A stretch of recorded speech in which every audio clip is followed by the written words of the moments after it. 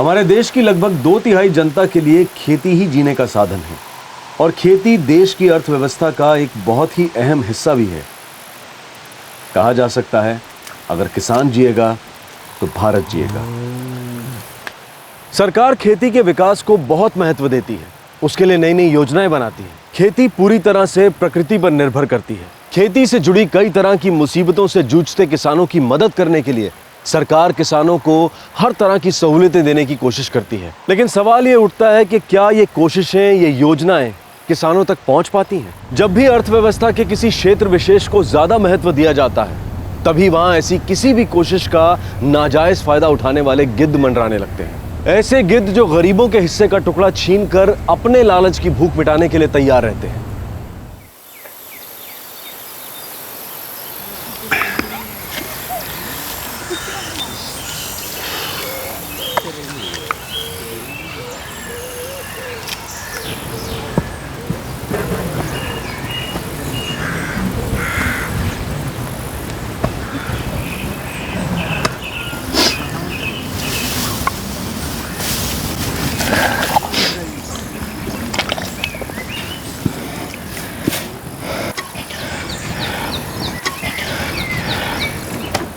ये नीचे है ना, ये सारा निकालिएगा, हैं? हाँ, अच्छे से निकालिएगा, धान खराब है। भैया वो बीच में है, हाँ उसको काटिए।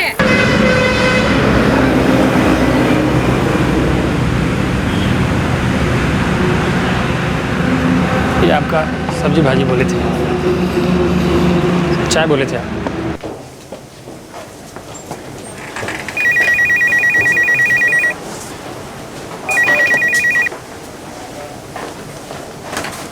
मैं कम इन सर। आओ कपिल।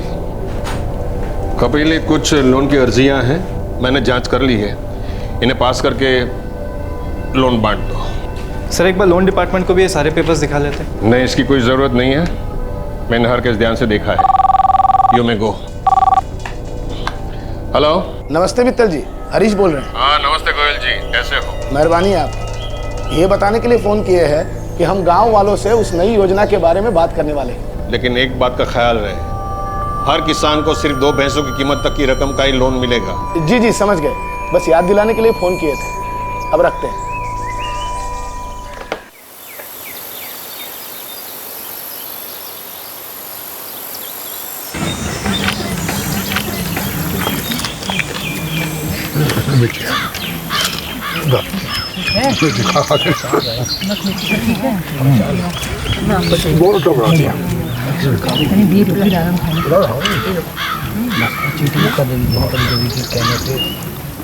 अरे लक्ष्मण जी, क्या खबर लाए हो?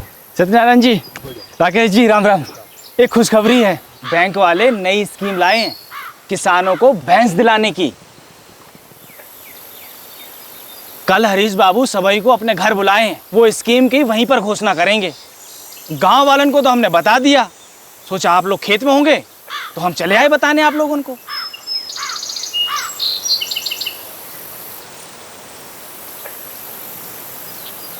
एक भैंस के लिए 30,000 तक का कर्जा बैंक देगी और एक किसान 2 भैंस के लिए अर्जी कर सकता है, तो कुल मिलाकर हुए 60,000। ठीक, मगर एक किसान को 2 भैंसन से ज़्यादा नहीं मिलेगा। लेकिन ये कर्जा हमको वापस कब करना होगा? अरे भाई कोई जल्दी नहीं है?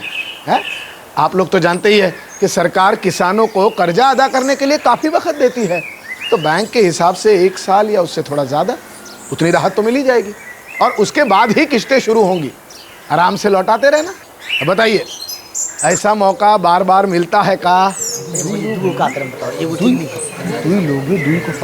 सुनो सुनो सुनो, सब लोग ठीक से सोच लो। परसों से हम कागजात लेना शुरू कर देंगे। जिस किसी को भी ठीक लगे आ जाना और फार्म भर देना। उसके बाद हफ्ते भर में पैसे आपके खाते में आ जाएंगे और भैंस आपके घर में। ठीक है? ये वो हमें का करम बताओ, ये वो ठीक नहीं है। दुई लोगे दुई को पार। मौका तो अच्छा है, तुम क्या कहते हो? हाँ बाबूजी, घर में दूध आ जाएगा और जो दूध बचा वो डेयरी में बेच देंगे तो कुछ पैसा रुपया भी आ जाएगा। काम माँ, हमको तो लगता है फॉर्म भर ही दे तो अच्छा है।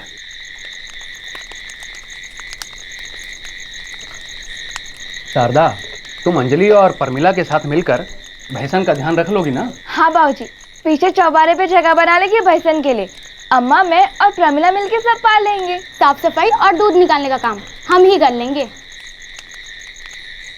सुभाष स्कूल से आवेगा ना तो संभाल लेगा, यही बहाने घर का कुछ काम सीख जाएगा। क्या सुभद्रा? भाऊजी, स्कूल तो शाम को छूटे थे। अरे तो तू कौन सा पॉप फटते उठ जाता है? सवेरे सवेरे कर लेना। इलाज साहब, सुबह 8 बजे से पहले कहूँ बिस्तर छोड़ा से। अब भैंसी आवेगी ना तो एकड़ा खूटा से ना एकड़ा गोर से बांध देंगे, 2 लात मारेगी उठ जाएगा। क्या रे? अम्मा, घर में मवेशी होंगे तो 4 पैसे आएंगे, और हर वक्त खेत से आस लगाए भी तो नहीं बैठ सकते ना। देर सवेर जानवर ही काम आते हैं मुश्किल वक्त में। तुम जैसा ठीक समझो बेटा, हमको तो ये सब बात समझ में नहीं आवत है।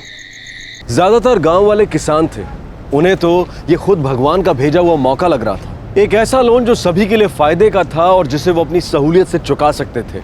सभी ने इस मौके का फायदा उठाने का फैसला कर लिया। ये वो हमने दू का करम बताओ, ये वो ठीक नहीं है। तू ही लोगे दूध को पाल कर एक बाजार में बेचो भैया। ठीक है। अरे जयंत दिखाओ। अरे खेती कितना बीघा है वो तो लिख फार्म पर। कितना लिखेगा भैया? अब लो, हमें क्या पता कितना बड़ा खेत है तो यार, जितना बड़ा है उतना लिख दो। है लक्ष्मण? हाँ बाबूजी। सुन तो, जरा मदद कर इसकी। यहाँ पर यहाँ एक फोटो और यहाँ पे दस्तखत कर दो। ओ, अंगूठा लगाए। ठीक है, यहाँ अंगूठा लगा दे, बाकी हम भर देते हैं। ना अर्जुन, ये कापी बराबर नहीं है। मुंह कितना काला आया है तुम्हारा। है? अरे प्रदीप, ये तो पैसा जमा करने की पर्ची है, पैसा निकालने की पर्ची कहाँ है? अरे हरीश भैया, आप बता दो कि इसमें तक कौन सी पर्ची लगेगी। हाँ, ये रही पैसा निकालने की पर्ची। अरे भाई सुनो, हर फार्म के साथ ऐसी बैंक से पैसा निकालने की 2-2 पर्चियां लगेंगी, और वो भी फार्म के ऊपर।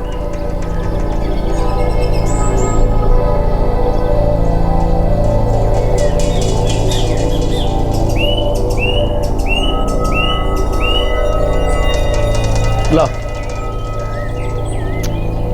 क्या बेवकूफी है। अरे बोल बोल के थक गए, पैसा निकालने की पर्ची ऊपर लगानी है। ये ऐसे ठीक है, जाओ। हाँ भाई, सब लोगों के कागजात तो आ गए, अब आप लोग फुर्सत से बैठ जाओ। हफ्ते भर में तो खुशखबरी आ जाएगी, दूध की गंगा बहेगी हर एक के घर में। अच्छा, प्रणाम। प्रणाम।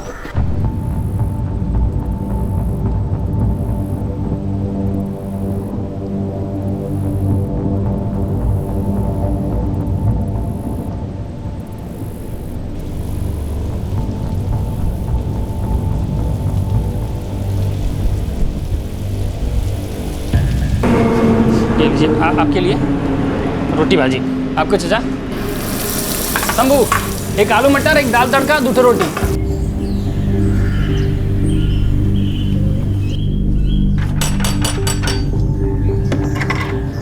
नमस्ते भौजी। नमस्ते। हरीश भैया घर पे हैं? हाँ, बुलाती हूँ। देखो अर्जुन, पैसा अपनी जेब में धरे तो नहीं बैठे हैं ना।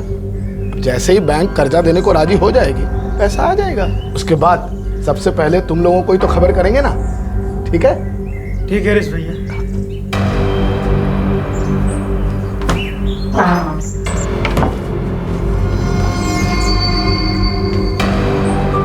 हरीश बाबू, 2 हफ्ता हो गया, आप तो कहे थे कि बैंक 1 हफ्ता में कर्जा दे देगी। देखो अजय, अब बैंक है, हमारे बाबूजी की तिजोरी तो है नहीं।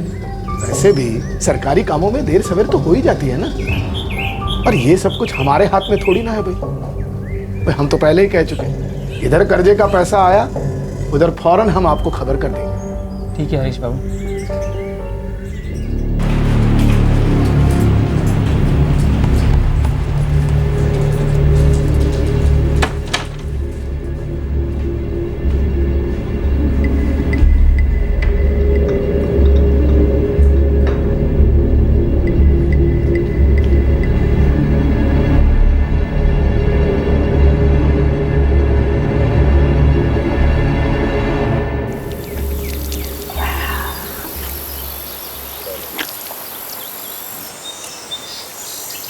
अब महीना भर तो हो ही गया।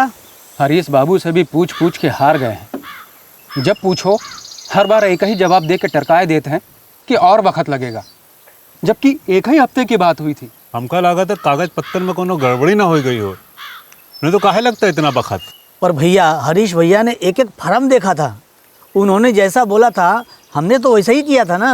अब क्या मालूम भैया, कर्जा तो अभी तक आया नहीं। अब पूछे के अलावा क्या कर सकते हैं भाई। हम तो कहते हैं कि किस्मत में लिखा होगा तो भैंसी मिलेगी, न तो ना सही। अरे हमरे पीछे हाथ धो के काहे पड़े हो भाई? हम कोई बैंक थोड़ी ना है जो कर्जा देंगे। नहीं हरीश बाबू, वो बात नहीं है। दरअसल 2 महीना से ज़्यादा हो गया है, तो हम सोचे कि एक बार पूछ लें कि क्या दिक्कत है। सुनो अजय, कागज पत्तर का मामला है, कुछ कमी हो गई होगी। चल बैंक मैनेजर से तुम खुद ही बात कर लो।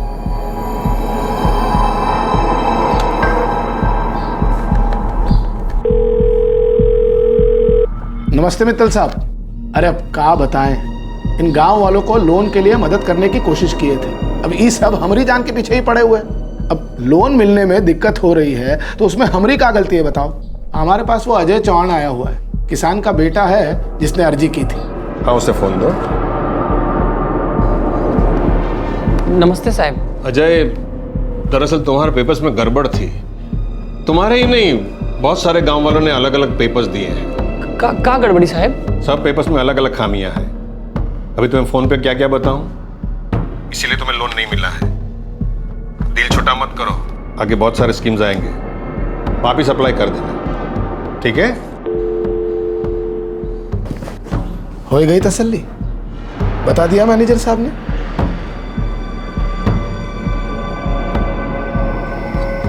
कोनो बात नहीं बाबूजी, जैसा चल रहा है वैसा चलता रहेगा।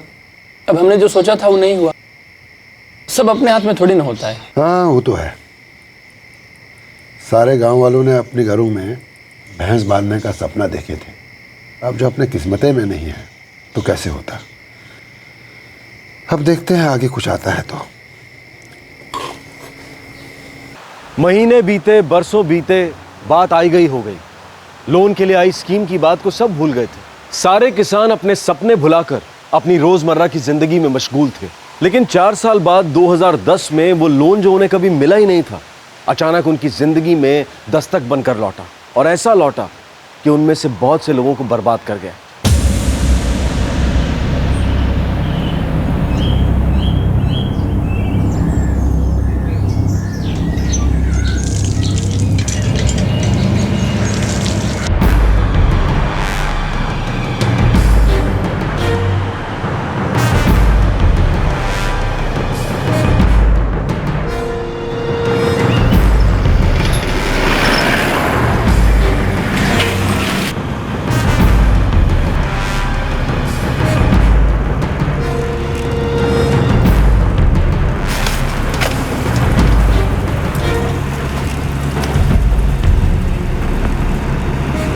वो कर।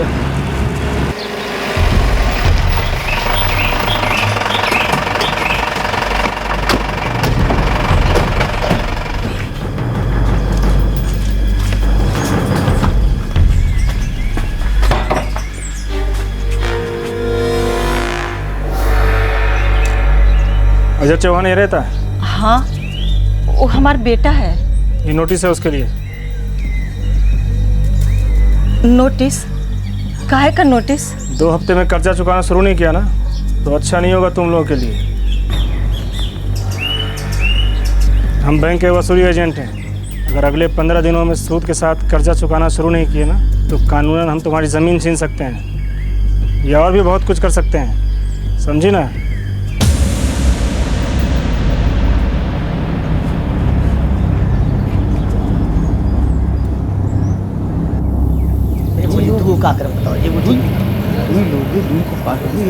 ये सब का है? कौन सा कर्जा, कैसा कर्जा? अच्छा, का कह रहे थे लोग? बोलत रहे थे कि कर्जा नहीं चुका है तो जमीन छीन लेंगे। अरे ऐसे कैसे छीन लेंगे? उनके पाप का राज है का? अरे जब हमने कोनो कर्जा लिया ही नहीं तो फिर काहे की धमकी और काहे की जबरदस्ती? क्या हुआ बाबूजी? कैसा नोटिस आया है? पता नहीं कहा है। बैंक से 3 लाख रुपया का कर्जा लिया गया है। जो 2009 में चुकाना शुरू करना था और अब तक इसका ब्याज 51,525 रुपया हो गया है। अगर 15 दिन के भीतर कर्जे का भरपाई करना शुरू नहीं किए तो हमारे खिलाफ सख्त कार्रवाई किया जाएगा। अजय बेटा ये भी पढ़ जरा, क्या लिखा है इसमें? अजय बेटा देखा जरा, क्या लिखा है? अजय क्या लिखा है इसमें? अजय बेटा ये एक कागजवा में क्या लिखा है? अजय बेटा देखा है। इसमें लिखा है सत्यनारायण काका के नाम पे 3 लाख रुपया का कर्जा है। राकेश चाचा आपके नाम पे 4 लाख रुपया का कर्जा है। राहुल तुम्हारे नाम पे 3 लाख का कर्जा और अर्जुन चाचा आपके नाम पे भी 3 लाख का कर्जा और जयंत काका हाँ और प्रदीप काका आप लोगों के नाम पे 4-4 लाख का कर्जा है। लेकिन बेटा हमने तो कभी कोई कर्जा लिया ही नहीं। इतनी बड़ी रकम बैंक से उठाते तो क्या हमें पता ना रहता? उन लोगों से जरूर कोनो गलती हुई होगी। गलती उन लोगों से ही हुआ है और इधर आके हम लोगों को धमकाए जा रहे हैं दबंगई दिखा के कि छीन लेंगे खेत, जमीन जब्त कर लेंगे। कहाँ है ये सब? हाँ ये कह रहे थे वो लोग। अरे बहुत ही खतरनाक दिख रहे थे वो लोग। कह रहे थे कि वसूली वाले हैं। उइमा से दुई के पास बंदूकों रही। बाबूजी एक काम करते हैं, हम लोग सुजीत बाबू के पास चलते हैं। वो वकील हैं, वह बताएंगे ये सब क्या है। चलिए आइए प्रदीप काका चलिए।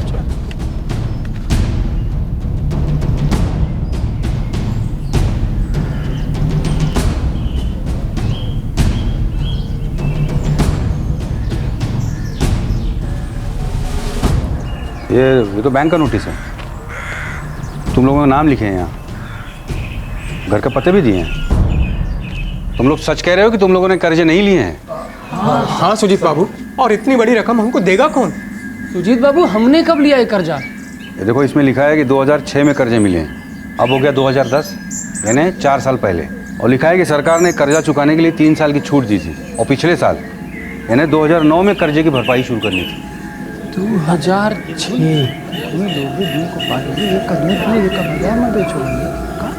हाँ सुजीत बाबू, 2006 में सरकार ने एक योजना चलाई थी जो हरीश बाबू लेके आए थे बैंक से। और उसमें भी 30 या 60 हजार रुपए तक ही मिलने वाले थे और बाद में तो वो कर्जा भी हम लोगों को नहीं मिला। ये हरीश कौन? वो हरीश गोयल? जी जी जी जी। हाँ तो एक काम करो, उसे से जाके पूछ लो, हो सकता है बैंक से कुछ गलती हुई हो, है ना? चलो चलो।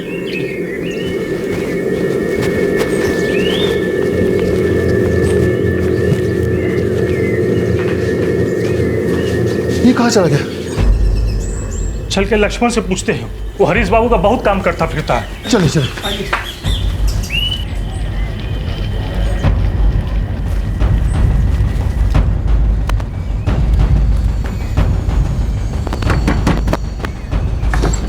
लक्ष्मण हरीश बाबू कहाँ हैं? वो तो हफ्ता भर पहले कहीं चले गए। कहाँ गए पता नहीं, पर क्या हुआ का? लक्ष्मण कुछ पता है वो कब तक लौटेंगे? ये देख नोटिस आया है बैंक से कर्जा लौटाने का। जबकि हम में से किसी ने कोई कर्जा लिया ही नहीं। अभी कोई छोटा मोटा कर्जा नहीं है, भारी भरकम कर्जा है। किसी को 3 लाख, किसी को 4 लाख। और बैंक की वसूली करने वाले लोग आ रहे हैं, वो सब चील कौओं की तरह से हमारे सर पे मंडरा रहे हैं। कह रहे हैं हमारे खेत छीन लेंगे, जमीन जब्त कर लेंगे। ये तो बहुत बुरा हुआ भैया। हरीश बाबू पता नहीं कहाँ गए, हमको कुछ बता के नहीं गए।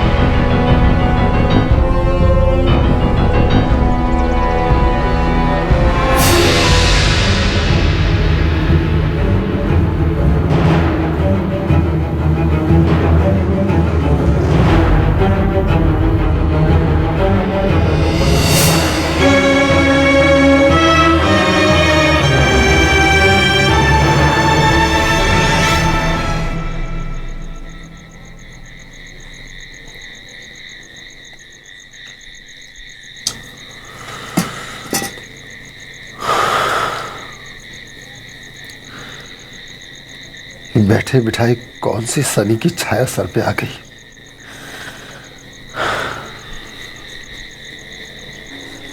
दो ही निवाला खा लो, अपने आप को सुखा के तो कुछ हल ना निकलने वाला। निवाला मुंह में जाए कैसे शारदा? निवाला छीनने वाले तो तैयार बैठे हैं। खेत घर बार सब छीन लेंगे हमारे, और बर्बाद हो जाएंगे हम।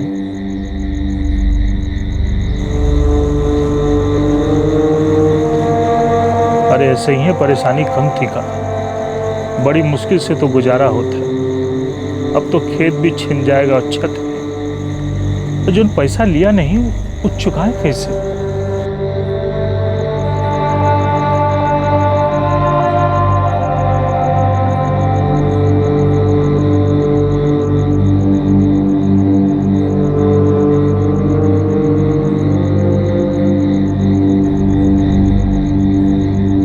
तुम लोगों के सबके खाते तो हैं ना बैंक में, हैं? नोटिस भी वहीं से आया है, तो तुम लोग सब वहाँ जाकर एक बार उनसे बात क्यों नहीं करते? देखो वहाँ जाके किससे क्या गलती हुई है। ऐसे सर पकड़ के बैठने से थोड़े हल निकलेगा।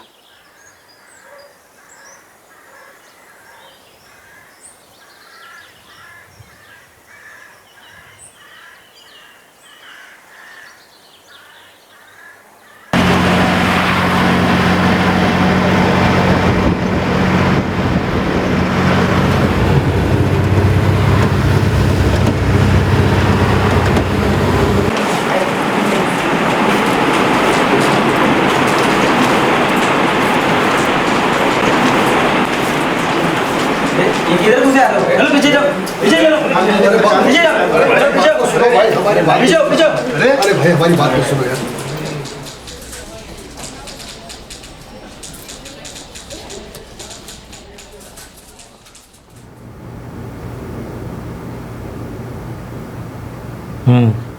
ये नोटिस हमारे बैंक का ही है, शहर की हेड ब्रांच से भेजा गया है। पर मैनेजर साहब, हमने कोई कर्जा लिया ही नहीं है, तो ये नोटिस कैसा है? तो कर्जा हमें कौन देगा साहब? देखो तुम लोग कितनी भी बातें बना लो, मैंने खुद तुम लोगों के रिकॉर्ड चेक किए और पूरी जांच पड़ताल करने के बाद ये नोटिस तुम लोगों को भेजा गया है।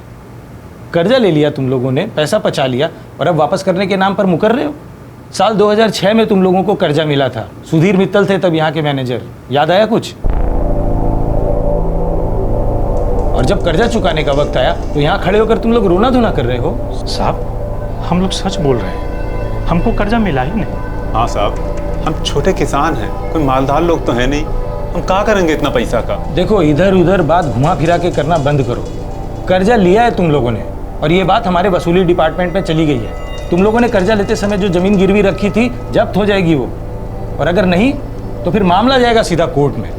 उसके बाद खेत खलियान घर बार सब बिक जाएगा। इसीलिए अच्छा होगा चुपचाप कर्जा वापस लौटा दो। नहीं साहब, कोई बड़ी गलती हुई है, हमने कोई कर्जा लिया ही नहीं है। गलती वलती कुछ नहीं हुई है। एक चीज़ है जिसमें मैं तुम लोगों की मदद कर सकता हूँ। हाँ साहब, अब आप ही मदद कीजिए ना। देखो मैं तुम लोगों का कर्जा तो माफ़ करवा नहीं सकता, लेकिन हाँ पिछले साल का ब्याज माफ़ करवा सकता हूँ। लेकिन इसके लिए तुम लोगों को भी मेरे लिए कुछ करना पड़ेगा। देखो तुम लोगों के ब्याज की रकम बहुत ज़्यादा है, तुम लोग सब मिलकर मुझे 15-15 हज़ार रुपया दो तो मैं तुम लोगों का ब्याज माफ़ करवा दूंगा। लेकिन हाँ कर्जा तुम लोगों को फिर भी चुकाना पड़ेगा।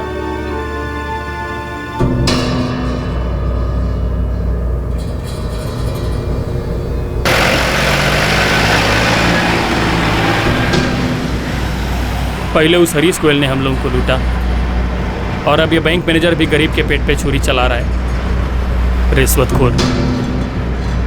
इतना पैसा कहाँ से आएगा? घर बार बेच के भी इतना पैसा ना हो पाएगा भैया। अब क्या करें हम, किसके पास जाएं?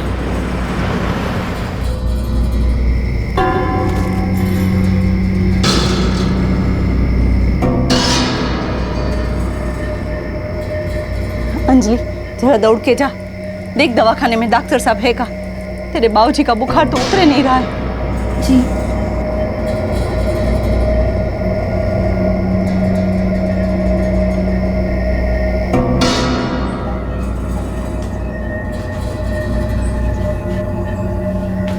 अजय जी, अजय देखो, एक काम करो, सबके पास बैंक की पासबुक तो होगी ना? जिन जिन के नाम नोटिस आया है उनके खाते तो है ना बैंक में? हाँ सुजीत बाबू, सारे गांव वालों का खाता है उसी बैंक में। हाँ, तो सबका लोन का पैसा वहीं आया होगा। तुम लोग समय समय पर पासबुक में एंट्री करवाते हो ना? सुजीत बाबू, हम लोगों को खेत की उपज का सारा पैसा ठेकेदार से सीधे सीधे मिल जाता है, वो भी नगद में, तो बैंक जाने की जरूरत नहीं पड़ता है। अच्छा, यानी काफ़ी अरसे से तुम लोगों ने अपनी पासबुक अपडेट नहीं करवाई है। एक काम करो, बैंक में जाकर अपनी अपनी पासबुक पे एंट्री करवा के लाओ। इससे ये साबित हो जाएगा कि अगर खाते में लोन का पैसा आया ही नहीं है तो काहे का कर्जा और काहे का सूद। अब देखो, एक यही तरीका है मामला सुलझाने का।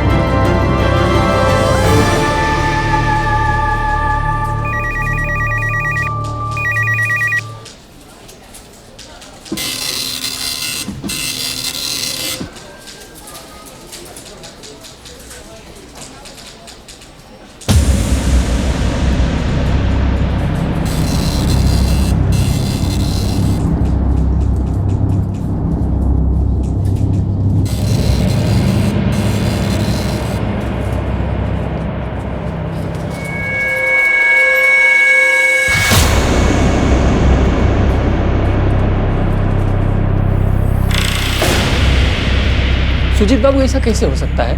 हम लोगों के खाता में पैसा आया और कब आया हमें पता ही नहीं चला। पैसा आया भी है और निकाल भी लिया गया है, वो भी कर्जा आने के 3 दिन के अंदर। अजय देखो, सच बताओ, कहीं ऐसा तो नहीं है कि तुम लोगों ने कर्जा उठा लिया है और अब चुकाने से बचने के लिए सब नाटक कर रहे हो? सुजीत बाबू, हम सच बोल रहे हैं। हम गरीब लोग हैं लेकिन सच्चे लोग हैं। ये झूठ मकारी का पैसा हमसे हजम नहीं होगा। तुमने नहीं तो किसी ने तो लूटा है बैंक को। इतनी बड़ी बड़ी रकम जिसका खाता है उसकी विड्रॉवल स्लिप और साइन के बगैर कोई कैसे निकाल सकता है? हाँ, ये रही पैसा निकालने की पर्ची। अरे भाई सुनो, हर फार्म के साथ ऐसी बैंक से पैसा निकालने की 2-2 पर्चियां लगेंगी, और वो भी फार्म के ऊपर। सुजीत बाबू, ये सब उस हरामखोर हरीश गोयल का किया हुआ है। उसी ने हमें कर्जा दिलाने के लिए हमसे 2-2 पर्चियां ली थी। लेकिन तुमने तो कहा था कि तुम लोगों ने 30 या 60 हज़ार का कर्जा लेने के लिए अर्जी दी थी और लोन अमाउंट मंजूर भी नहीं हुआ था। हाँ, पर पैसे निकलवाने के लिए पर्चियां उसी ने ली थी। लूट के चला गया हम लोगों को, सब कुछ छीन लिया हम लोगों से। बुरे फंसे हो तुम लोग अजय। कहीं से कोई रास्ता निकलता नहीं दिखता, क्योंकि पासबुक के हिसाब से कर्जा खाते में आया था और पैसा निकाल भी लिया गया। अब अगर ये काम हरीश ने किया है तो भी साबित करने के लिए कुछ तो सबूत चाहिए ना। इसके लिए जांच पड़ताल करनी पड़ेगी। अब इस मसले पर कोई कुछ ठीक से बता सकता है तो वो है बैंक का उस समय का मैनेजर सुधीर मित्तल। सुजीत बाबू, अब आप ही बताइए, हम लोगों को क्या करना चाहिए? हम कहेंगे पुलिस में जाके शिकायत दर्ज करवाओ। हो सकता है हरीश को ढूंढने में वो मदद कर पाएं, और कुछ नहीं तो कम से कम इस बात का तो पता लगा सकें कि सुधीर मित्तल इस वक्त कौन से ब्रांच में नौकरी कर रहा है। उससे बात करके देखो शायद कोई रास्ता निकल आए।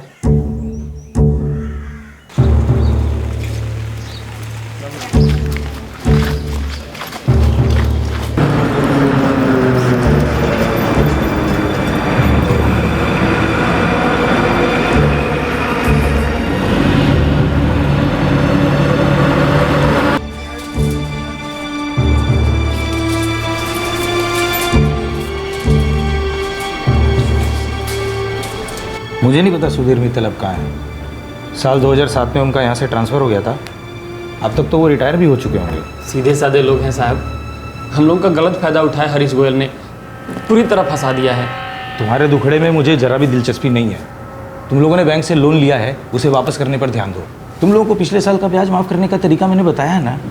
मुझे पैसा दो, मैं ब्याज माफ़ कर दूंगा। गरीब लोग हैं साहब, हमारी कहाँ इतनी औकात कि हम वो कर्जा चुकाएं जो हमने लिया ही नहीं है। तुम्हारे दुखड़े की जितनी भी बांसुरी बजाना है बजा लो, कुछ होने वाला नहीं है। आगे जो भी होगा उसका सामना करने के लिए तैयार रहो।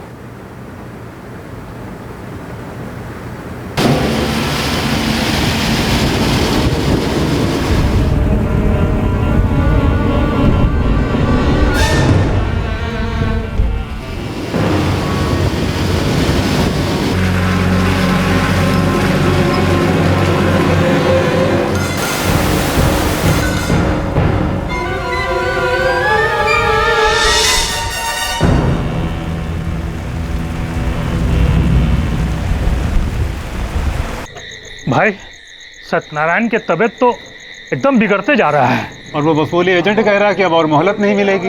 हर तरफ अंधेर मचा है भैया। सुजीत बाबू का कहना है कि हम सब लोगों को पुलिस में शिकायत दर्ज करवाना चाहिए। अब वह एक तरीका है उस हरामखोर हरीश गोयल तक पहुंचने का। एकदम सही कह रहे हो बेटा। न जाने कहाँ भाग के चला गया ये गांव छोड़ के, और हम लोगों को नरक की भट्टी में झोंक दिया। भैया भैया, वो बाबूजी की हालत बहुत ही खराब है, आप सब जल्दी चलिए।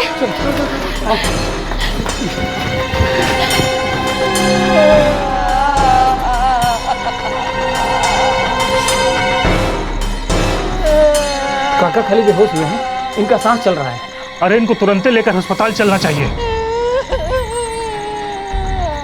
प्रकाश जरा देख, कोई ट्रैक्टर का बंदोबस्त हो जाए। जा जल्दी जा।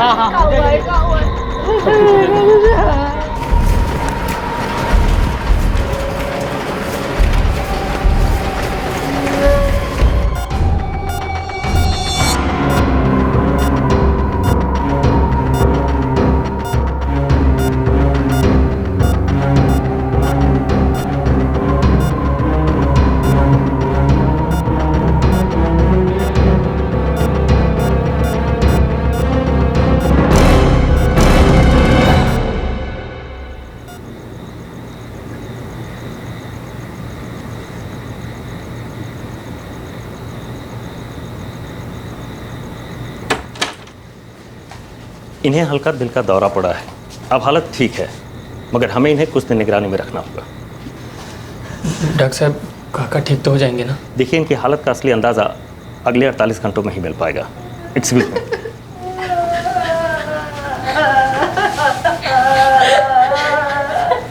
इससे पहले जी का जंजाल हम सबके सर पे आए, हम लोग को पुलिस में शिकायत दर्ज करवा देना चाहिए। समस्या का कुछ तो समाधान निकालना पड़ेगा, नहीं तो एक दिन हम सबके जान पे आ बनेगी।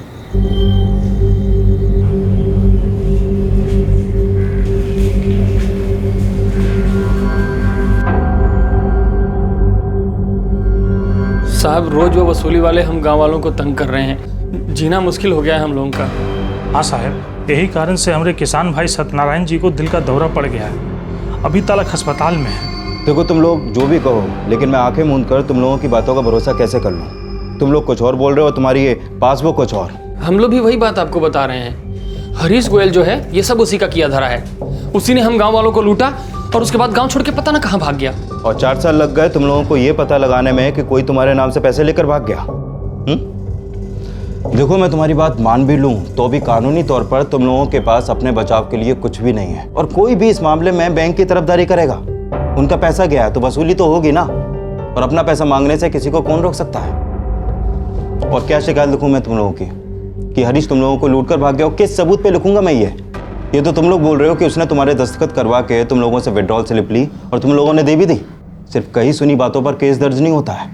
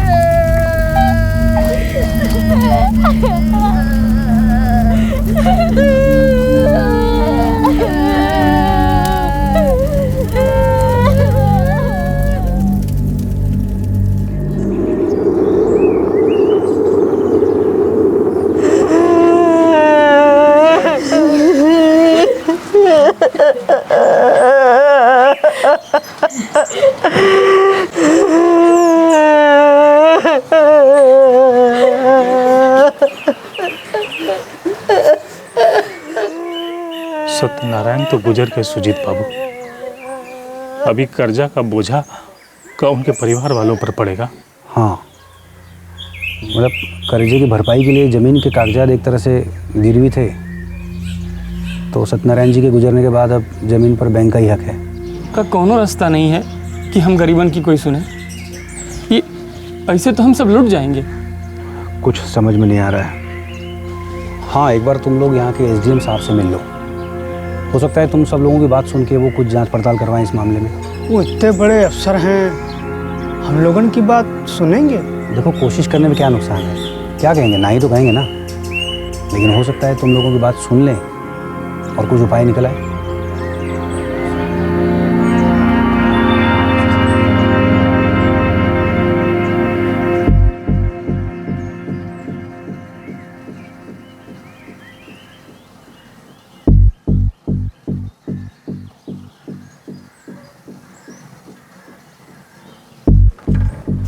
जाओ साहब बुलाएं। साहब, हमको लगता है हरीश गोयल ही वो आदमी है जिसने हम सबको ठगा है। कैसे इतना बड़ा कर्जा लेने का हैसियत हम में से किसी का नहीं है। हम लोग छोटे किसान हैं साहब, थोड़ी थोड़ी जमीन है सबके पास, उससे किसी तरह से गुजर हो जाता है। इतना बड़ा कर्जा कोई काहे हम लोग को देगा? लेकिन तुम लोगों ने ही अभी कहा ना कि बैंक के कर्ज के पैसे तुम्हारे अकाउंट में आए और निकाल भी लिए गए। नहीं साहब, हमको पता ही नहीं चला कि कब हमारे खाता में पैसा आया और कब निकाल लिया गया। सारे किसानों का बैंक में खाता है, पर कौन किसान रोज रोज बैंक जाता है साहब? वो तो बैंक की वसूली करने वाले लोग नहीं आते, तो हम लोगों को मालूम ही नहीं चलता कि हमारे बैंक के खाते में कहाँ से पैसा आया और कैसे किसी ने निकाल लिया। तुम लोगों ने बैंक अधिकारियों से बात की? क्या कहा उन्होंने? साहब, बैंक तो हमारा सुन ही नहीं रहा है, बल्कि ऊपर से तो ऊपर से साहब, हम लोग हर जगह गुहार लगा चुके हैं। अब एक आपे का सहारा है हम किसानों को। मेरे हाथ में कुछ नहीं है। अगर आप ही ऐसा कहेंगे तो हम कहाँ जाएंगे साहब? देखो, मैं चाहकर भी इस मामले में तुम लोगों की कोई मदद नहीं कर सकता, और खासकर बैंक के मामले में तो मैं दखलंदाजी कर ही नहीं सकता। और एक बात तुम लोगों को बता देना चाहता हूं कि अगर बैंक ने तुम्हें कर्ज दिया है और कर्ज की रकम बैंक के पास वापस नहीं आई है, तो बैंक को पूरा अधिकार है अपने कर्ज को वसूल करने का। अब रही बात कि किसने किसको ठगा है, ये जानने के लिए हमें सबूत चाहिए ना, और सारे सबूत जो हमारे पास हैं ये सारे के सारे तुम लोगों के खिलाफ। अब ऐसे में मैं तुम्हारी क्या मदद कर सकता हूँ? साहब, ऐसे मत लौटाइए साहब, हम मर जाएंगे साहब। अरे ये क्या कर रहे हो? ये ऑफिस है, चलो वहां चलो, लो इसको। परिवार सड़क पर आ जाएगा साहब। देखो, मैं तुम लोगों को एक सलाह देता हूँ, अगर तुम लोग चाहते हो कि तुम्हारे केस में आगे कार्रवाई हो, तो सीधे जाके डीएम साहब से मिलो। डीएम यानी डिस्ट्रिक्ट मजिस्ट्रेट साहब। अगर वो मुझे कोई आदेश देते हैं तो मैं इस केस में जरूर कार्रवाई करूंगा, वरना मैं मजबूर हूं। सॉरी।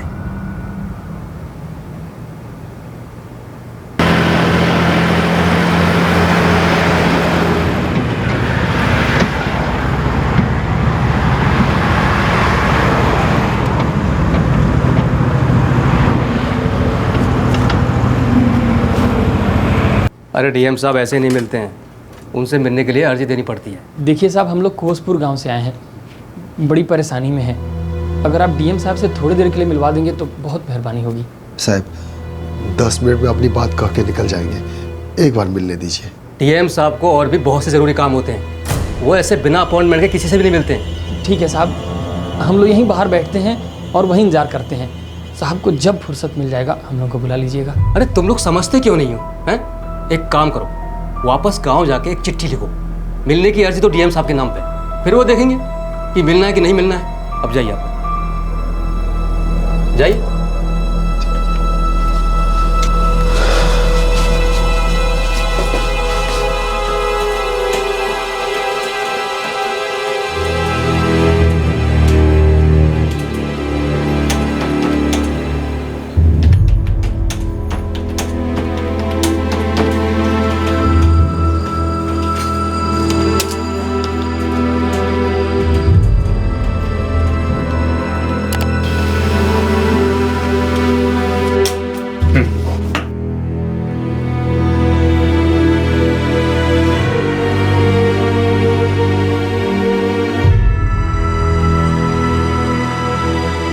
हम इसे रजिस्टर्ड आईडी से भेजेंगे ताकि रसीद हमें मिले। सबूत भी रहेगा कि डीएम ऑफिस को अर्जी मिल गई है, जिसकी रसीद हमारे पास रहेगी।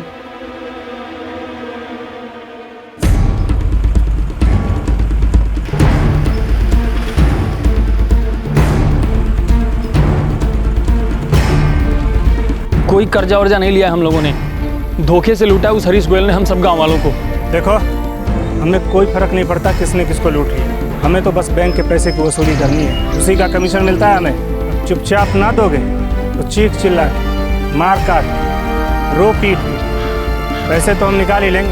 ऐसे कैसे धमकाते रहते हो तुम लोग? बंदूक है तो खूब दबंगई दिखाओगे। अब तक खूब प्रेम मनोहार से बात किए हैं, महीना हो गया, एक को दमड़ी नहीं लौटाया तुम लोगों ने।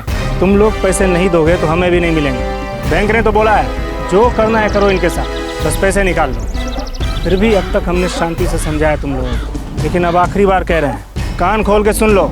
जो इस हफ्ते से पैसे चुकाने शुरू नहीं किया तुम लोगों ने, हम तुम लोगों का खेत बेचना शुरू कर देंगे। सबके खेतों के कागज है हमारे पास, समझे?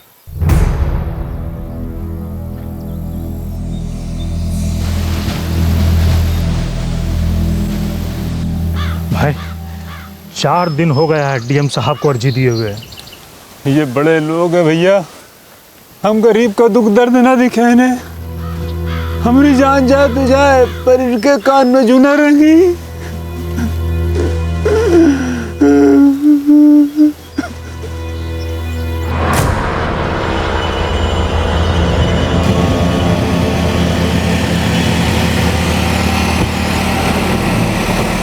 अरे अब क्या तुम धमकी देके जवाब लोगे चिट्ठी का? क्यों भाई, बस तुम ही चिट्ठी लिखे हो पूरे देश में? अरे साहब के पास कितनी अर्जियां आती है पता तुम्हें? साहब 1 हफ्ता से ज़्यादा हो गया अर्जी दिए, इधर हम लोग का जान जोखिम में पड़ा है। एक किसान सत्यनारायण काका मर चुके हैं और दूसरे प्रदीप काका का तबीयत भी बहुत खराब है। बहरे हो क्या तुम? अरे कितनी बार बताऊं, जब डीएम साहब चाहेंगे तभी अर्जी का जवाब देंगे, और नहीं चाहेंगे तो कोई जवाब नहीं देंगे। सब हम किसी को तंग नहीं करना चाहते हैं, बस एक बार हम हमारी बात डीएम साहब के सामने रखना चाहते हैं बस। अगर अब तुम यहाँ से दफा नहीं हुए ना तो हम पुलिस को बुलवा के तुम्हें धक्के मार के से बाहर निकलवा देंगे। अरे सीधी सी बात तुम्हें समझ में नहीं आती क्या? डीएम साहब नहीं मिलेंगे, चलो यहाँ से। दिमाग खराब करके रख दिया है।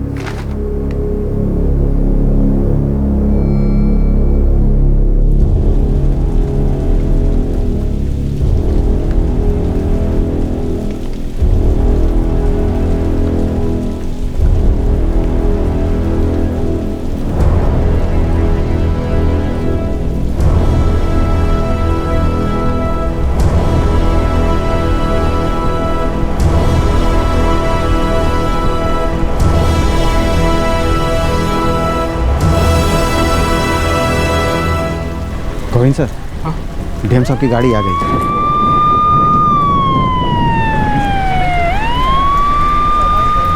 जब तक ये लोग तमाशा खड़ा ना कर ले, चैन नहीं मिलता लोगों को।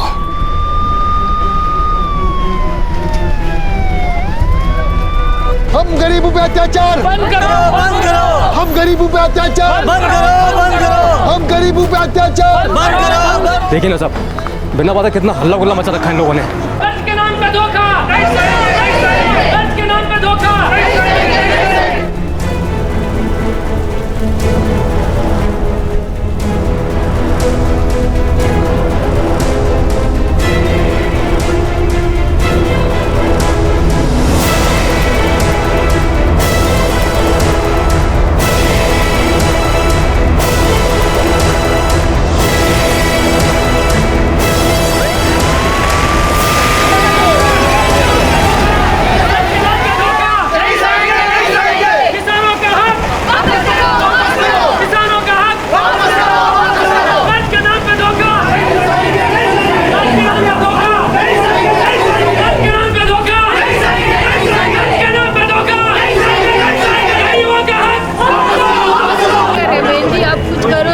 देखिए मैडम, यहाँ चोट लगी है। लेके आते हैं वो मैं खाने के मोहताज गरीबों पे अत्याचार बंद करो, किसानों पे अत्याचार। छोटे छोटे बच्चे कैसे खाएंगे? कोशपुर के किसानों के धरने का आज तीसरा दिन है। बैंक ने इनके ऊपर कर्जे की अदायगी ना किए जाने का आरोप लगाया है, लेकिन इन किसानों का कहना यह है कि इन्होंने बैंक से ऐसा कोई कर्जा लिया ही नहीं है। कर्ज के नाम पे धोखा, कर्ज के नाम पे धोखा, गरीबों का हक, गरीबों का हक, गरीबों पे अत्याचार, गरीबों पे अत्याचार। अब इन किसानों के इस विरोध में 3 और पड़ोसी गांव के कई किसान शामिल हो चुके हैं, जो कि इसी बैंक से जुड़े ऐसे ही घोटाले का शिकार हुए। कर्ज के नाम पे धोखा, कर्ज के नाम पे धोखा, कर्ज के नाम पे धोखा, कर्ज के नाम पे धोखा। अब तक प्रशासन की तरफ से कोई पहल नहीं, कोई अधिकारी इन किसानों से मिलने तक नहीं आया है। इतने बड़े पैमाने पर सरकारी योजना का ये घोटाला हुआ है। अब देखना ये है कि क्या प्रशासन इन गरीब किसानों की बात सुनकर इस मामले की जांच पड़ताल करवाएगी या नहीं।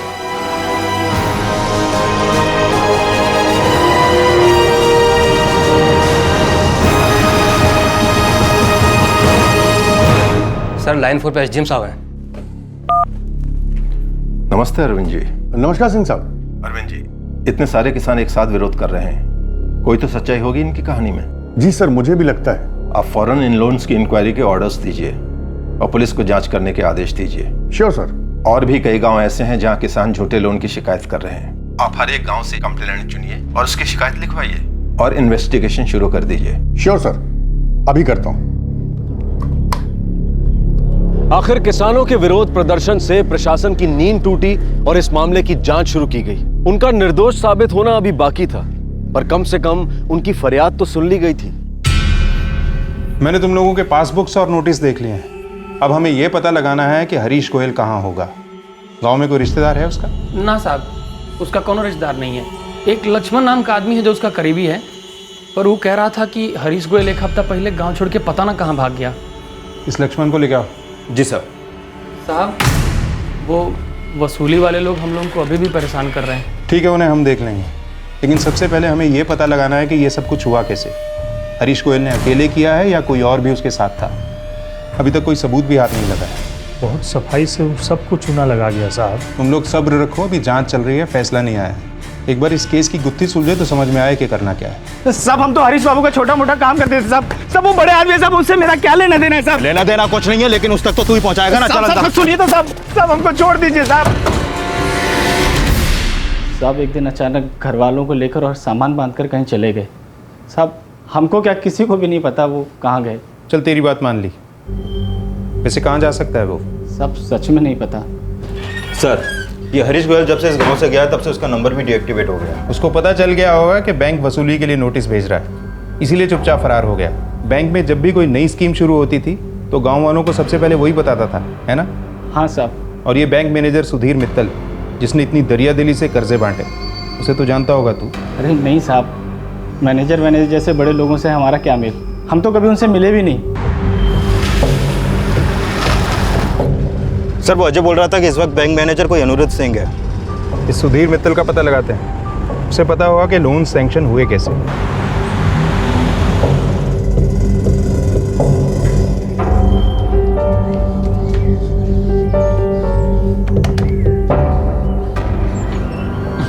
क्या हुआ सुजीत बाबू? अजय, हम कोर्ट गए थे अपने काम से, तो हमें वहाँ खबर मिली कि बैंक के हेड ऑफिस को पता चल गया है कि डीएम साहब ने इस मामले की तहकीकात के आदेश दे दिए हैं। तो बदले में बैंक ने तुम सब लोगों के खिलाफ कर्जा ना भरने के मामले में केस दर्ज कर दिया है। अब क्या होगा सुजीत बाबू? ये तो मामला रोज बढ़ता जा रहा है। अरे नहीं, अभी तो कुछ नहीं होगा क्योंकि जांच चल रही है। लेकिन अब क्योंकि सामने से बैंक ने केस डाल दिया है तो मैं उनसे लोन के कागजात मांग सकता हूँ। बारीकी से जाँच करेंगे हर एक के लोन केस की, तब जाके पता चलेगा कि इतना बड़ा कर्जा आखिर मिला कैसे। और उससे क्या होगा? अजय देखो, कोई भी कर्जा ज़मीन के हिसाब से मिलता है, और तुम लोगों के पास कहाँ है इतने खेत खलिहान कि इतने बड़ी बड़ी रकम आसानी से मिल जाए। ये कागजात मिल जाएंगे ना तो बात खुल के सामने आ जाएगी।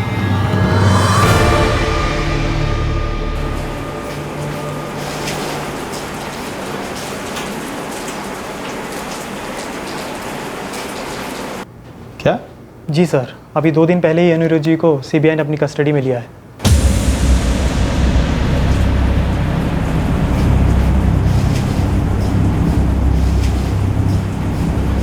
किस लिए?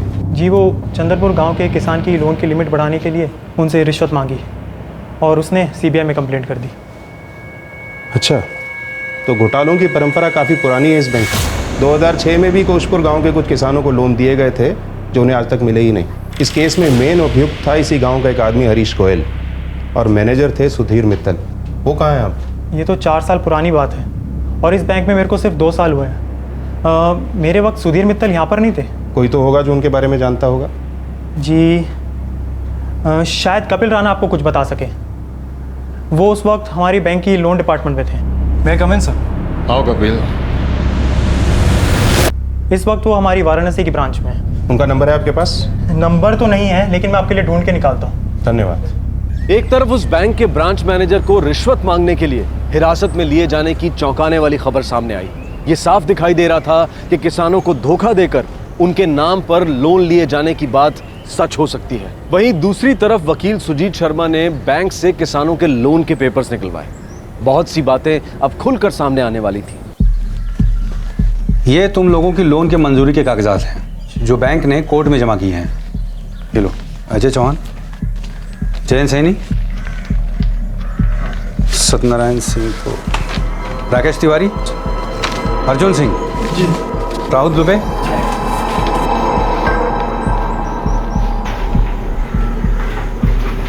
ये तो वही कागज है जो हमने भैंस के कर्जा के लिए हरीश को दिए थे। और ये देखिए, यहाँ हमने 30,000 रुपये भरा था और इसको बढ़ा के 3 लाख कर दिया गया है। आई देखिए, हमारा कागज पे कायद है 4 लाख रुपया कर दिया। ये देखो बाबू, काली 4 लाख रुपया, हमार 3 लाख रुपया।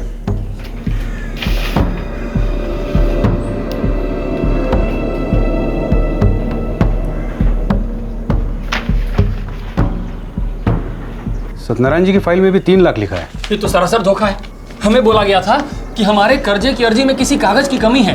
सब पेपर्स में अलग अलग खामियां हैं, इसीलिए तुम्हें लोन नहीं मिला है और इसलिए हमारा कर्जा मंजूर नहीं हुआ। अच्छा, तुम लोग जरा अपने जमीन के कागजात पर नजर डालो। ये हमारे फार्म में हमारे बाबूजी की तस्वीर लगी है, ये हमने तो लगाई नहीं। अरे हाँ राहुल, ये तो तुम्हारे बाबूजी हैं, चंद्रकांत जी। इस पे तो उनकी दस्तखत भी है। सुजीत बाबू, ये देखिए, कर्जा का ही फार्म हमने 2006 में भरा था। 2006 में?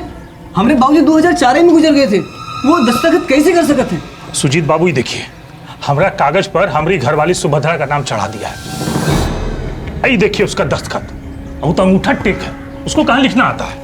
अच्छा, तुम लोग एक बार जमीन के कागजात देख लो अपने अपने।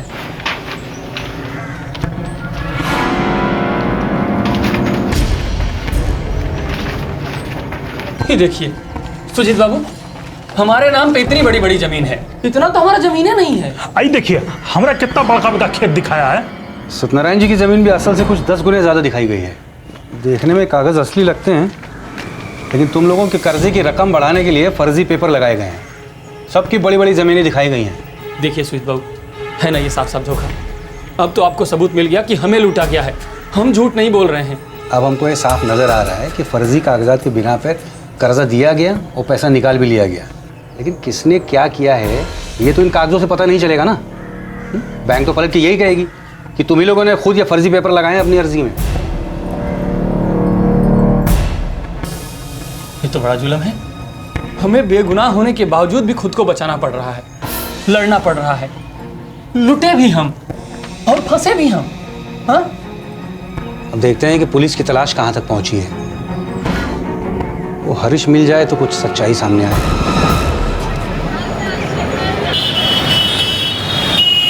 सर, हम तो पहले भी लोन डिपार्टमेंट में एक छोटे से क्लर्क थे, आज भी क्लर्क ही हैं। मैं समझता हूँ कपिल, लेकिन जब तुम वहाँ लोन डिपार्टमेंट में काम करते थे और सुधीर मित्तल मैनेजर थे वहाँ, तब ये फ्रॉड हुआ है। तुम फौरन कोशपुर आ जाओ, बहुत कुछ पूछना है तुमसे। सर, ये हरीश गोयल के नाम का रेड अलर्ट जारी कर दिया गया हर जगह और हमारे खबरी भी काम पे लग गए हैं। इस हरीश की फ़ोटो है हमारे पास और आगे की जांच के लिए एसडीएम की परमिशन भी है। इसकी तस्वीर हर जगह लगवा दो, कब तक बिल में छुपा रहेगा। जी सर।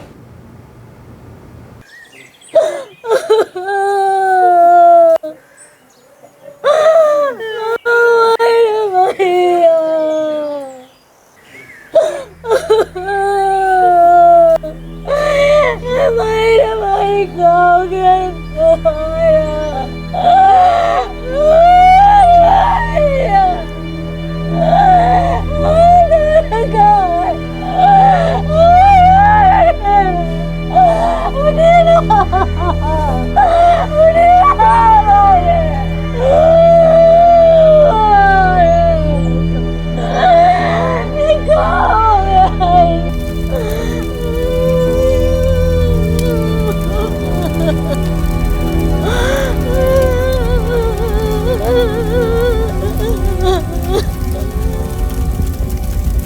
जितना जोर जबरदस्ती करना है कर लो। क्या करोगे? जान लोगे? हम लोग तो वैसे ही रोज रोज मर रहे हैं। अब तुम्हारी धमकी से कोई डरने वाला नहीं है। तुम्हारा झगड़ा बैंक से है, हमसे नहीं। हम सिर्फ यहाँ अपना काम करने आए। तुम यहाँ सिर्फ हम गरीबों को धमकाने आए हो, जबकि धोखा हुआ है हमारे साथ। ऊपर से तुम लोग गिद्ध की तरह मंडराए हुए हम पर। हम सिर्फ बैंक का पैसा निकलवाने आए हैं ताकि हमारा कमीशन मिल सके। इतने चक्कर लगा चुके हैं, अभी तक कर्जे की एक भी दमड़ी नहीं लौटाए तुम लोगों ने। और भरेंगे भी नहीं, समझे? पुलिस की जांच चल रही है। तुम्हारा बैंक कोर्ट तक पहुंच गया है। अब काहे की वसूली? अब जो होगा कोर्ट कचहरी में ही होगा। ये वसूली ने अब तक 2 जान लेकर ली है। कोई और हम सबको लूट के चला गया, पीछे ये पनौती छोड़ गया। बहुत झेल लिया भैया हम लोगों ने, अब चले जाओ यहाँ से। जा रहे हैं, लेकिन जल्द ही वापस आएंगे दोबारा नोटिस लेके। तो देखते हैं क्या करते हो तुम।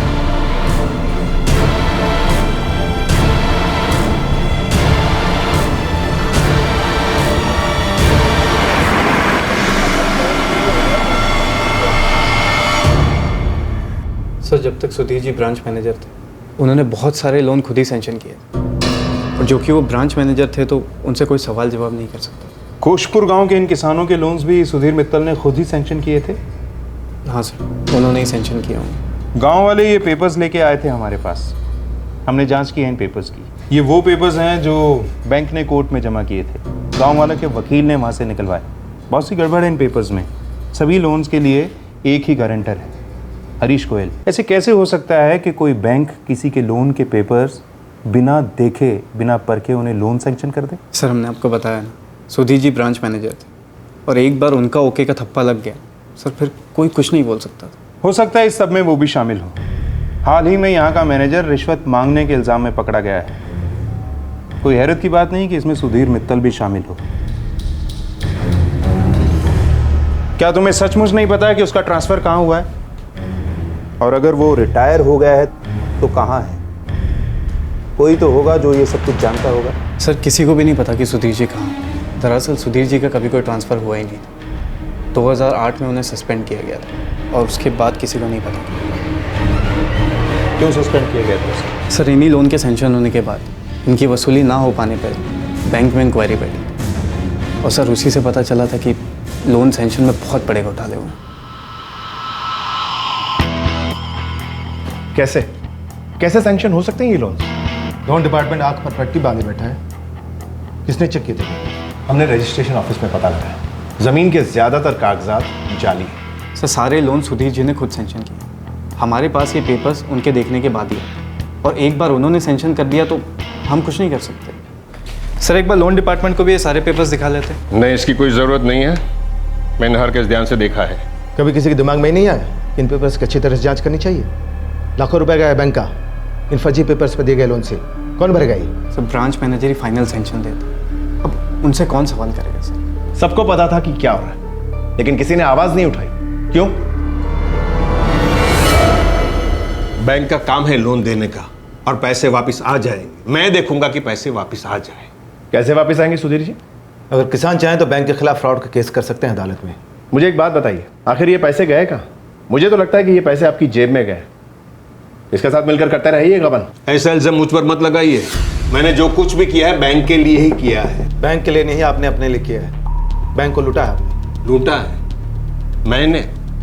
What nonsense you are talking. On the contrary, bank का जो टारगेट था एग्रीकल्चर सेक्टर में 20% लोन बांटने का, वो टारगेट पूरा करने की कोशिश मैंने की ताकि बैंक की दूसरे क्षेत्र में लोन देने की क्षमता बढ़ सके। प्रायोरिटी सेक्टर के नाम पर आपने अपनी जेब भरी है। ये क्लॉज है ना, ये एग्रीकल्चर सेक्टर और किसानों के लिए बना है, जिसका नाजायज फायदा उठाया आपने। और तो और खेती के लिए बांटे गए लोन्स वेवर स्कीम का भी आपने खूब इस्तेमाल किया। अनाप शनाप लोन बांटी आपने। अपनी जेब भरने के लिए, क्यों, है ना? हम आपके खिलाफ रिपोर्ट फाइल कर रहे हैं। सर, सारे बैंक, खास तौर पे नेशनलाइज्ड बैंक को अपने लोन देने की कैपेसिटी का एक हिस्सा प्रायोरिटी सेक्टर को देना होता है, जैसे कि खेती और किसान। सर, सुधीर जी इस स्कीम का बहुत फ़ायदा उठाते थे। और ये लोन वेवर क्या होता है? सर, सुधीर जी किसानों के नाम पर 50,000 से कम के फर्जी लोन बनाते थे, क्योंकि वो जानते थे सरकार कभी ना कभी उन्हें माफ़ कर देगी। सर, सरकार जिन किसानों के लोन को माफ़ कर देती है उसे ही लोन वेवर कहते हैं। सर, सुधीर जी अच्छी तरह जानते थे कि किसान के नाम पे लिए हुए लोन उन्हें कभी वापस नहीं करने पड़ेंगे। तो अब ये सुधीर मित्तल और हरीश गोयल आखिर हैं कहाँ? नहीं पता सर, किसी को भी नहीं पता।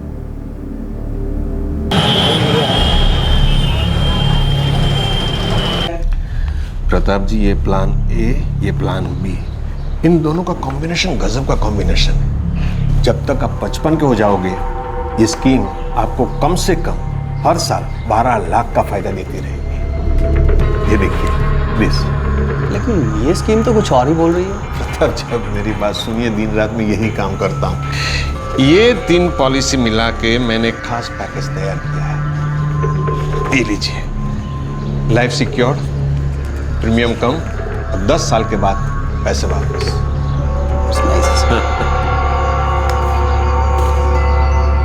सुधीर मित्तल ने एक नए तरीके से एक नया काम शुरू कर दिया था और हरीश गोयल फरार था। पुलिस उसे ढूंढने की हर कोशिश कर रही थी, लेकिन उस तक पहुंचने में अभी उन्हें बहुत वक्त लगने वाला था।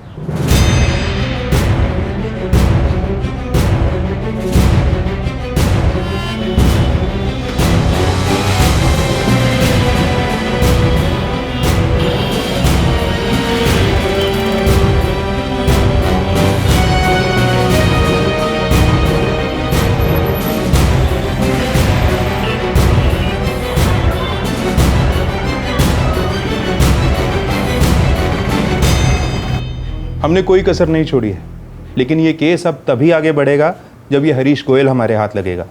हमें लगता है कि उसने ये fraud branch manager Sudhir Mittal के साथ मिलकर किया है। साहब, उस मैनेजर का कुछ पता चला? वो भी गायब है, लेकिन एक बार ये हरीश गोयल हाथ लग गया तो मैनेजर भी मिल जाएगा। साहब, तब तक ही कर्जा का तलवार तो हम सब पे लटकता रहेगा ना। हमने उन वसूली वालों से साफ कह दिया है, वो तुम में से किसी को भी परेशान नहीं करेंगे। बड़ी कृपा है साहब, बस एक बार ये सब हमारे सर से हट जाए तो खुल के सांस ले पाएंगे। हम समझ सकते हैं तुम लोगों के दिल पर क्या बीत रही है। हमारा यकीन करो, हमारे हाथ में जो भी है हम वो कर रहे हैं।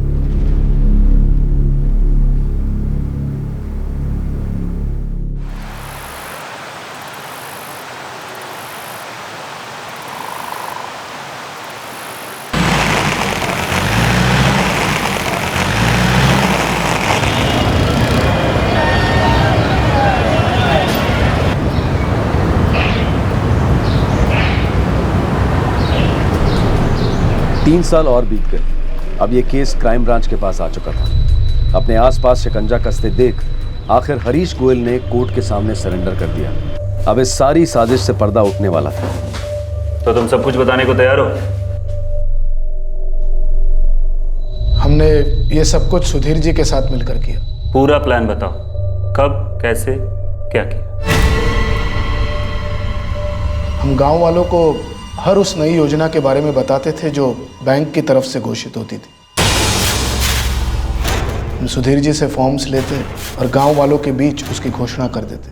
हम गांव वालों से फॉर्म भरवाते थे, उनके दस्तखत लेते थे और उनके परिवार वालों की फ़ोटो भी लेते थे। हमें पता होता था कि गांव वालों को काफ़ी सारी चीज़ों के बारे में कोई जानकारी नहीं है। वो लोग हम पर भरोसा करते थे।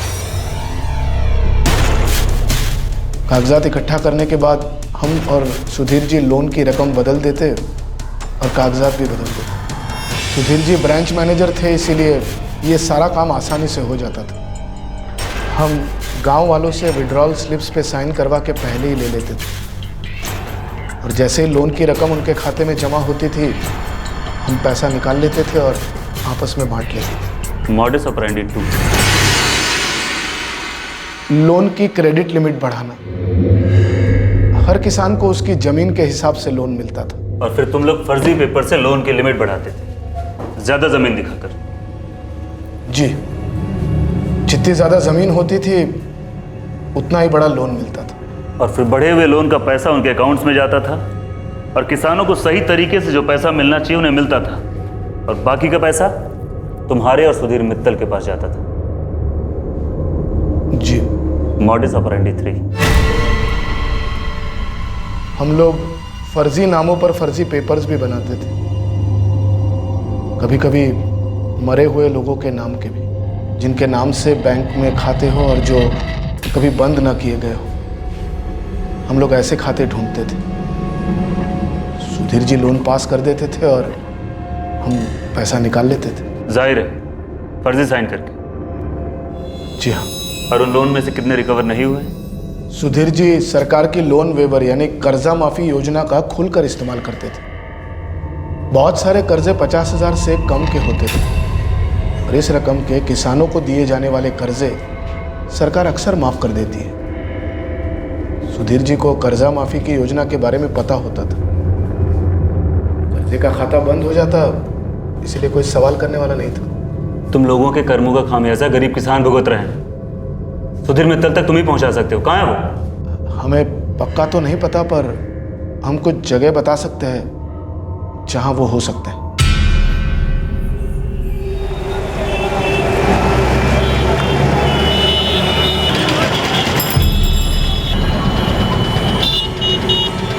मैं इज्जतदार सीनियर सिटीजन हूं, इसमें मेरा कोई हाथ नहीं है। आपको अपनी बात कहने का पूरा मौका दिया जाएगा, बस चुपचाप हमारे साथ चलिए।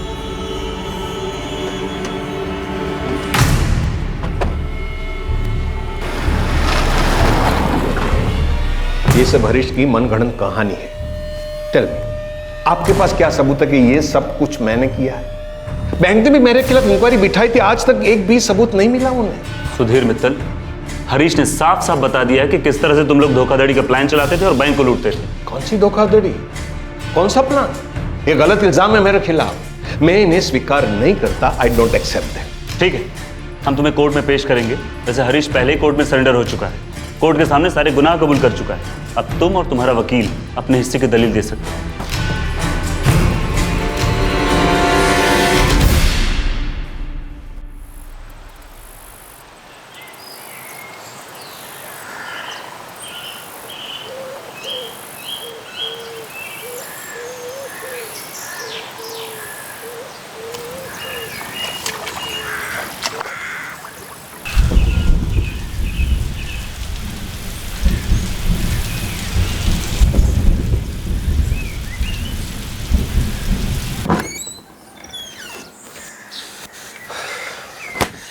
कम से कम अब खुल के सांस तो ले सकत है।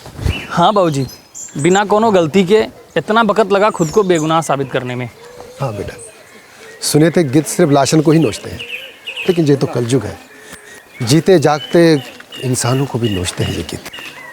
चल बेटा दुकान पे चल। ठीक है बाबूजी। चल प्रकाश, चला जा।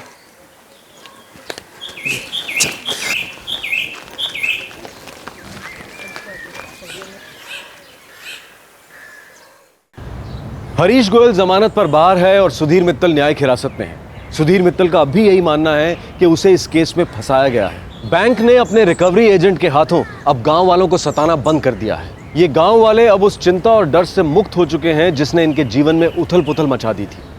लेकिन कुछ लोग जो इस घटनाक्रम के दौरान अपनी जान खो बैठे हैं, वो अब कभी वापस नहीं आएंगे। जब बड़े बड़े बिजनेसमैन लोन लेते हैं और अक्सर लौटाने में चूक भी जाते हैं, लेकिन बैंक उनसे पैसा वसूल करने के लिए लड़ते ही रह जाते हैं। लेकिन जब गरीब लोगों को इनके वसूली करने वाले लोगों का सामना करना पड़ता है तो उनकी नींद हराम हो जाती है, जीना दूभर हो जाता है। सवाल ये उठता है कि किसानों के और कृषि क्षेत्र के विकास के लिए इतनी योजनाओं के बावजूद उनके जीवन में कोई परिवर्तन क्यों नहीं है?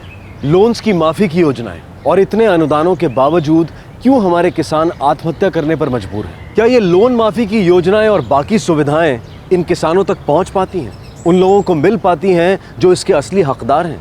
इस केस से कई अहम सवाल सामने आते हैं। बैंक के ब्रांच मैनेजर के अपनी गैर कानूनी गतिविधियों के लिए सस्पेंड होने के बावजूद भी उसके कार्यकाल में दिए गए लोन के बारे में बैंक ने जानने की कोशिश क्यों नहीं की कि शायद गांव वालों को धोखा दिया गया हो? आखिर क्यों उनसे लोन्स की वसूली के लिए रिकवरी एजेंट्स भेजे गए? बैंक ने अपने ही ऑफिसर्स के इस तरह की साजिश में शामिल होने की संभावना पर सवाल क्यों नहीं उठाए, जबकि उसी ब्रांच का एक दूसरा मैनेजर रिश्वत लेने की कोशिश करते हुए पकड़ा गया था? डिजिटाइजेशन की प्रक्रिया को अपनाने से ऐसे मामलों में पारदर्शिता आएगी, जिसका हमें स्वागत करना चाहिए। लेकिन इसके साथ ही ये भी सबसे जरूरी है कि ऐसे गिद्धों पर रोक लगाई जाए जो ऐसी हर प्रक्रिया में दूसरों को अपने लालच का शिकार बनाने का तरीका ढूंढते रहते हैं। और ये कोशिश सिर्फ प्रशासन की तरफ से नहीं बल्कि हमारी तरफ से भी होनी चाहिए। हमें सतर्क रहना होगा ताकि ऐसे मुजरिम हमारा फायदा ना उठा सके। आपसे फिर मुलाकात होगी क्राइम पेट्रोल सतर्क में एक और नए केस के साथ। तब तक अपना ख्याल रखें, सुरक्षित रहें और याद रखें, सही वक्त सही कदम, सतर्क रहें। जय हिंद। इस तरह के और भी एपिसोड देखने के लिए हमारे चैनल को सब्सक्राइब करें और बेल आइकन दबाना ना भूलें।